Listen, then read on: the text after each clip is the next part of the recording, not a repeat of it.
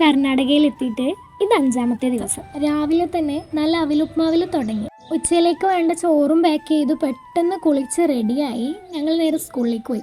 School campaign എന്ന് വെച്ച് കഴിഞ്ഞാൽ സ്കൂൾ ബസ്സിൽ ദൂരെയുള്ള ഏതെങ്കിലും ഒരു ഗ്രാമത്തിൽ കൊണ്ടുപോയി നിർത്തും.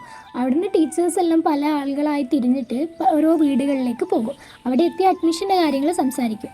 വീടുകളിൽ പോകുമ്പം ഇതുപോലെയുള്ള സാധനങ്ങളെല്ലാം കിട്ടും. ഇതിവിടുത്തെ ഒരു ആചാരമാണ്. ആ ആചാരത്തിൻ്റെ ഭാഗമായിട്ട് ഇന്ന് കിട്ടിയത് ഈ പൂവും അതുപോലെ തന്നെ മൂക്കിൽ കാണുന്ന ആ കുറിയുമാണ്. അതൊക്കെയും തൊട്ട് അവരുടെ ആചാരങ്ങൾ അറിഞ്ഞ് ഭയങ്കര രസമായിരുന്നു ഇന്നത്തെ യാത്ര. പിന്നെ ചില വീട്ടിൽ പോകുമ്പോൾ ഇതുപോലെ മാങ്ങയൊക്കെ മുറിച്ച് ഉപ്പും മുളകൊക്കെ കൂട്ടി കഴിച്ച് നല്ല രസമായിട്ട് അവരുടെ പുതിയ ആളുകൾ, പുതിയ ആചാരങ്ങൾ, അങ്ങനെ കുറേ കാര്യങ്ങൾ ഇവിടെ പഠിക്കാൻ പറ്റും. ഈ തലയിൽ കാണുന്ന പൂവ് വരെ ഓരോ വീട്ടിൽ നിന്ന് തരുന്നതാണ്. ഇനി നേരെ പോകുന്നത് അടുത്ത സ്ഥലത്തേക്ക്. ഇവിടെ നിന്ന് കിട്ടിയത് കരിക്കായിരുന്നു.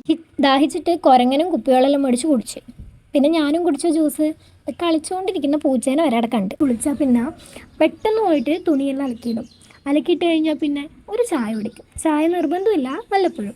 അത് കഴിഞ്ഞാൽ പിന്നെ രാത്രിക്കത്തേക്ക് വേണ്ടി അരിയെല്ലാം ഇട്ട് നമ്മുടെ കഞ്ഞിയും പയറും പപ്പടും വീട്ടിലെ പോലെ തന്നെ.